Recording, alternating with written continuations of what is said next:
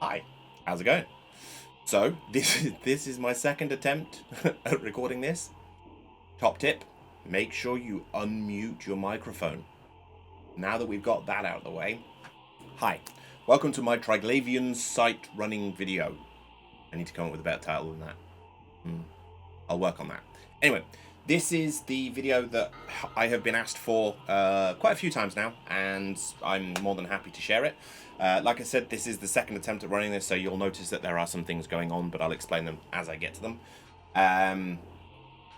If you didn't already know, I stream every Thursday, Friday, and Saturday on Twitch. You can find a link to that in the description below, along with the fit for this ship, a link to Discord, and a couple of other links down there if you want to check those out as well. If you can, a subscription on YouTube is always really appreciated. It's not like Twitch, you don't have to pay for it, so it's free. Just click it, it'll be cool. Anyway, so yeah, if this video is helpful or you enjoy this video, make sure to hit the like button just so that I know you have enjoyed it. And equally, if you've got anything that you'd like to share or any questions you'd like to ask, feel free to pop them in the comments. Meet me on Discord or on Twitch, or by joining us in the in-game channel, which is the Nut House. Again, that will come up on the screen somewhere around here. So feel free to jump into any one of those if you've got any questions, or you just feel like coming and hanging out. Okay, so onto the ship.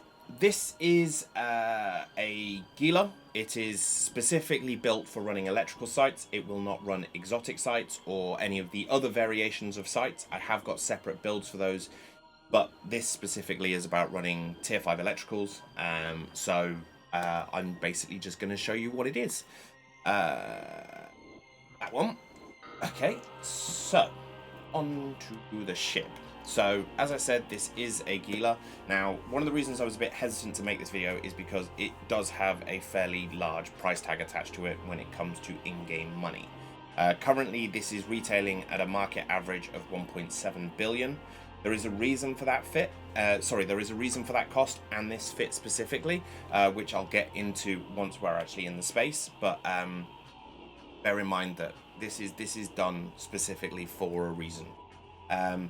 The drones that I'm using are infiltrators, using a mixture of Tech 2 and navies. So if I'm fighting anything that's not a battleship, the navies go out. If it's a battleship, I'll switch to the Tech 2s. But again, if we end up encountering a battleship, I'll run you through that. Bit of information when it comes to target priority. When you're in these sites, you want to specifically make sure anything that says harrowing on it is your first and primary target. When you get in there, make sure you're eliminating the harrowings. Basically, they have a, I want to say a roll bonus. I know it's not a roll bonus, but my brain doesn't want to come up with the right word right now. But they essentially get a roll bonus that means that as their damage continues to progress, the amount of damage that they do increases dramatically, and they can land some pretty painful shots. This ship itself is pretty much able to run them with little to no risk. I say that, there is always risk. This is Eve. If you can't afford to fly it, don't undock it. If you can afford to fly it and you undock it, then expect it to die.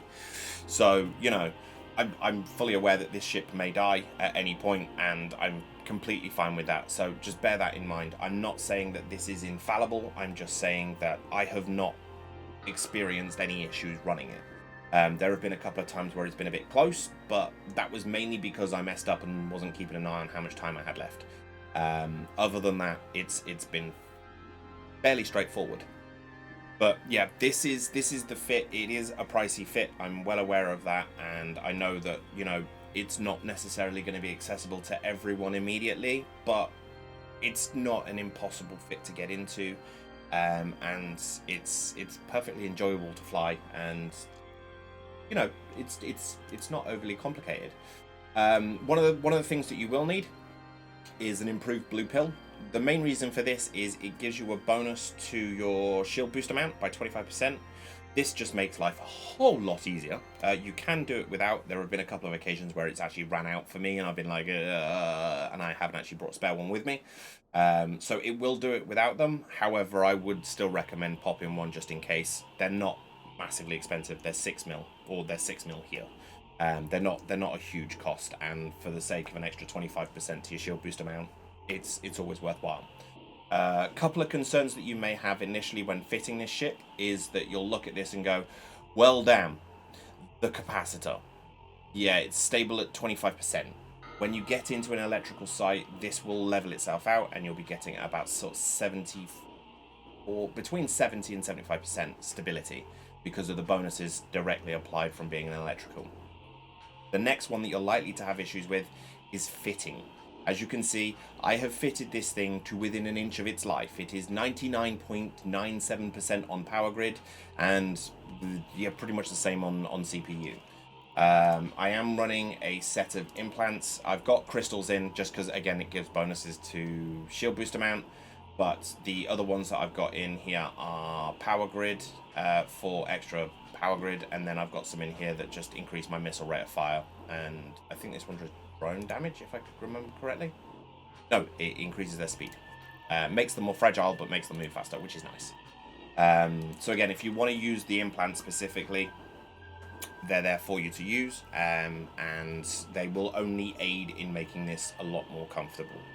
So, with that being said, there's not really much more I can add to this other than let's just go and do it. It's going to be hopefully a fairly short video. There's not much, like I said, there's not much more to add to that other than what I just said. I do this fairly often, and you can see here, this is just some of the stuff that I've got out of running them. There's what, 6.1 bill in there, and we've got skill books. I need to put some more stuff in here because I got some more from that run that I've just done as well. But yeah, we've got skill books in here. We've got ship blueprints, weapon blueprints, more keys, the different filaments for the different modules. So you know, you get a variety of different things in here. So it's definitely worth giving it a go if you're feeling like blowing some money. So yeah, okay.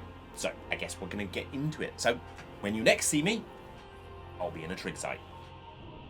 Okay, so before we actually jump into the Abyssal space itself, it's probably best that I explain what an Abyssal site is.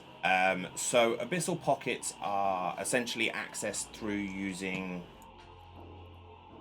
keys like this. I'm using the chaotic ones just because of the fact that they're kind of the tier 5 of these, which means that they're ultimately the harder level ones. Once you're in them, you've got 20 minutes to run 3 pockets, and the gate will only activate once everything is dead. What you want to do is jump into the pocket, kill everything, make sure you're at the gate, and there's I can't say it, but I think it's bioactive. There's a thing you've got to shoot which has got loot in it, and you're about to see me shoot it. I can't say what it's called, but it says bioactive, I think is what it says. Some of the consequences of flying in Triglavian space, or specifically running these, is if you die, you're dead. Your ship will be destroyed, your pod will be destroyed, and everything that was in it is gone. And sucks to be you. Off you go back to wherever your clone is located. And there is always a risk, you know, you could get a really bad roll where there's nothing but battleships in there, or, you know, there's a ton of obstacles in the way. There are a multitude of different things that can backfire on you, which is one of the reasons why I use this fit specifically.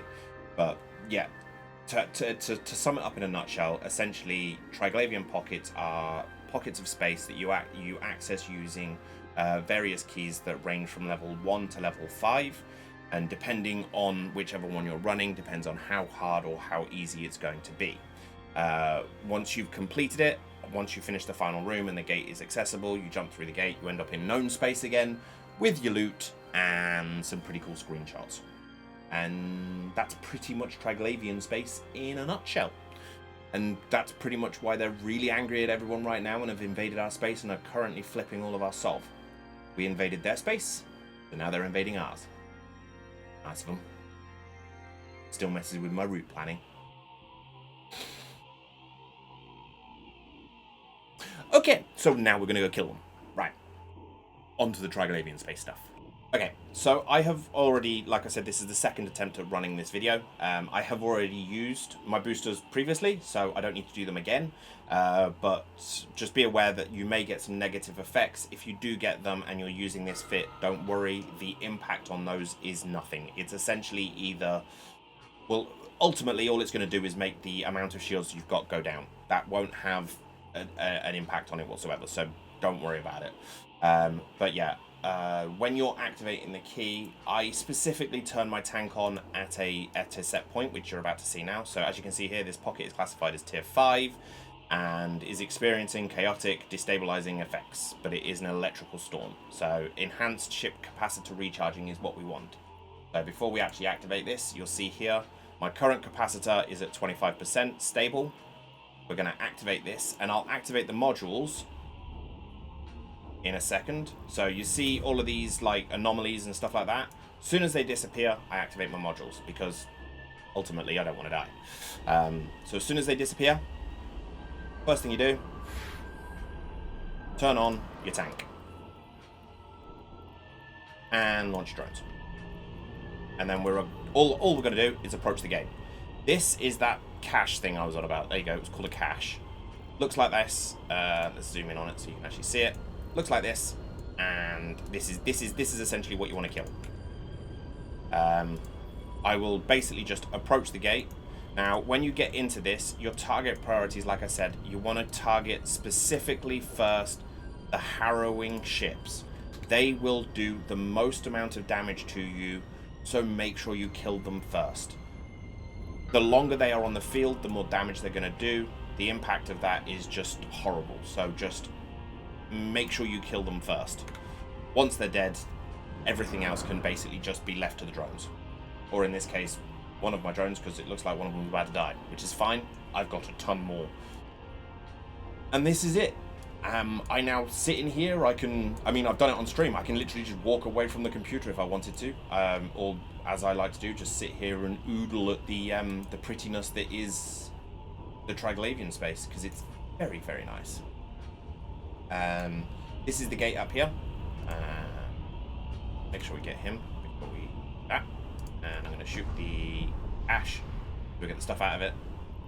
How did they kill him? There we go. This is the gate. Once it's activated, trust me, you'll notice when it's activated, it'll change.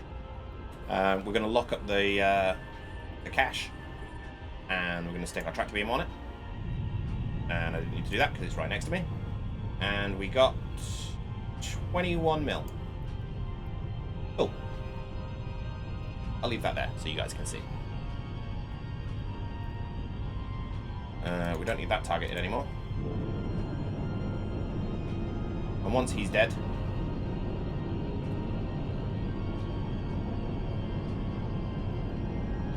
yeah, there we go.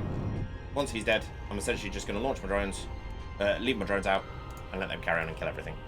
I don't need to now worry about anything else that's here. Although I might need to worry about these guys, because they don't seem to have actually engaged anything, and they just seem to be sat over there just... God knows what.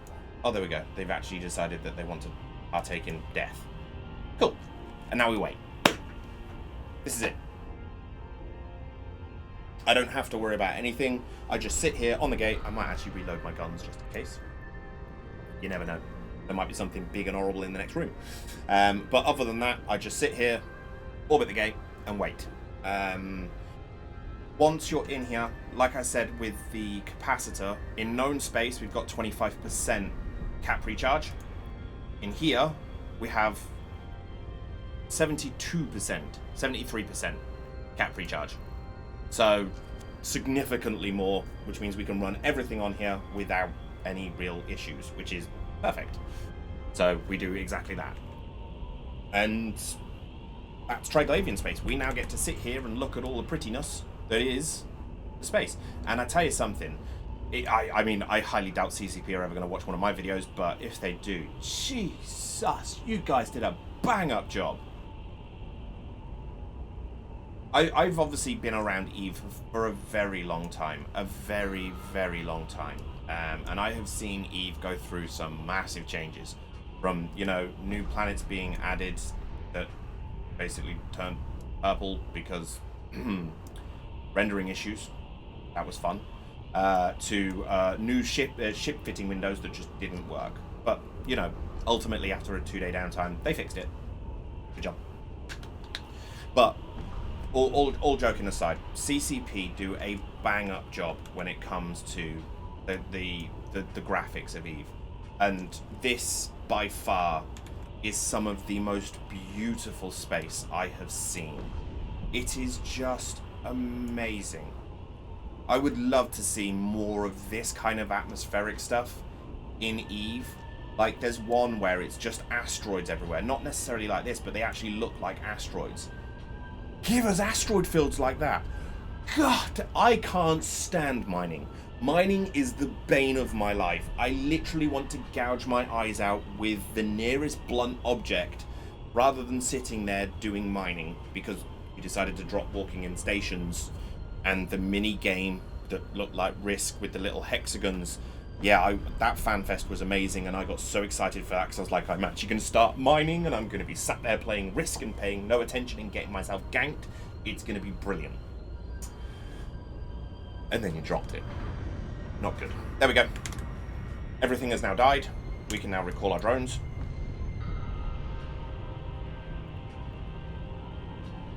And activate the game.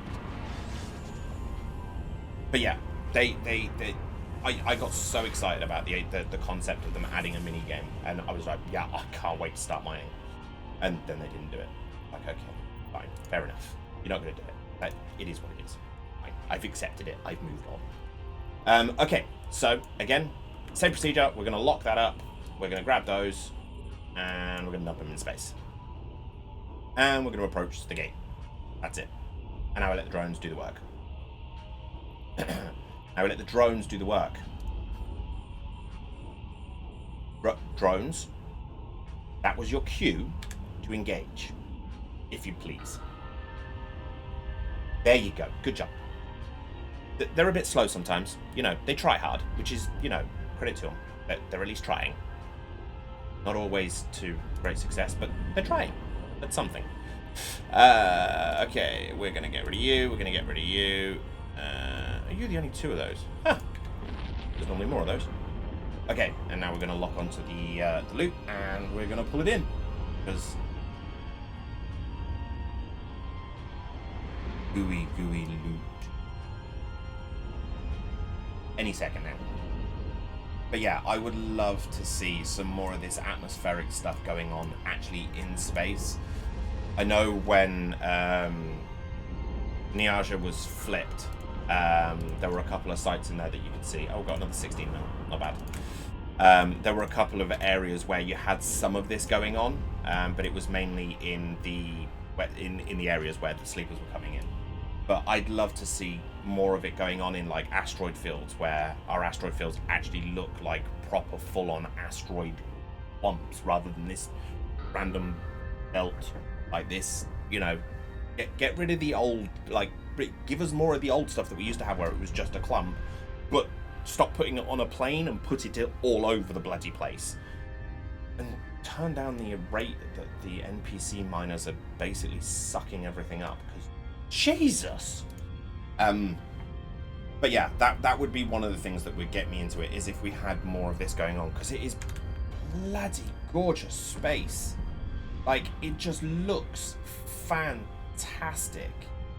Like, the shadowing effects, like the rays that you can see kind of going through this as they're moving around. It is just phenomenal. It is some of the most beautiful space I have seen. It really is. And yeah, props to you. CCP did a bang up job with this, an absolutely amazing job with this. Love it. Love it. Right, okay. We're going to kind of speed this up a bit, because I'm conscious of the fact that I want to try and get a video under 20 minutes, and that's going to be slightly hard, given the fact that I kind of yammer on for a bit. So, I'm going to go silent in a second, and then I'll show you a kind of overview of the loot that we got, and I'm going to shut up now and basically speed the next bit up to 300%. So, be right back.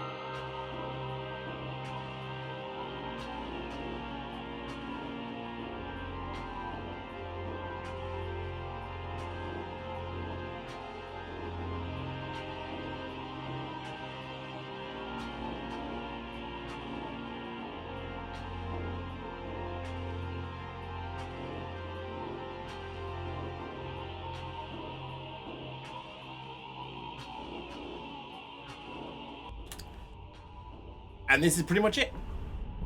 This is Triglavian space in a nutshell. This is what I do in a nutshell. As you can see, we've still got plenty of time to spare. Still got 4.5 minutes. I don't go for the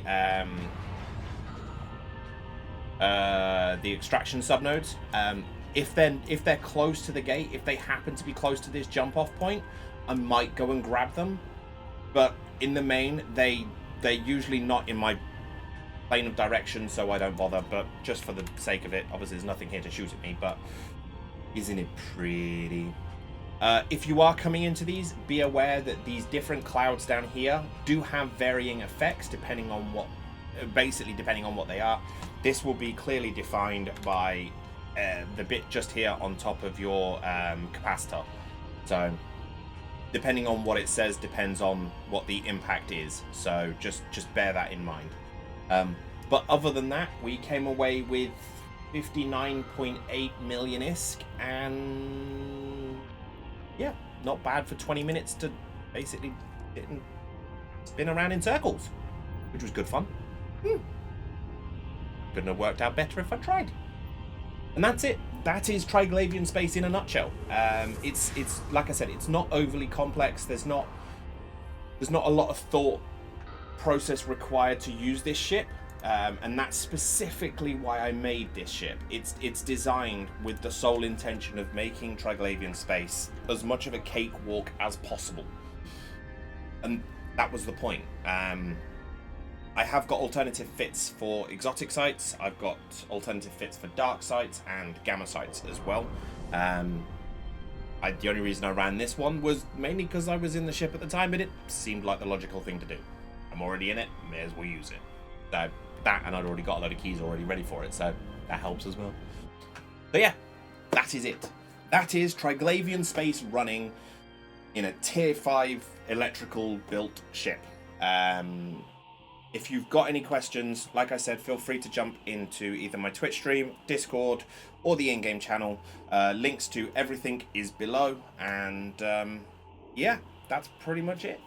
I will inevitably see you on the next one. I've already got ideas ready for the next one, which is going to be more around alternative methods to making ISK.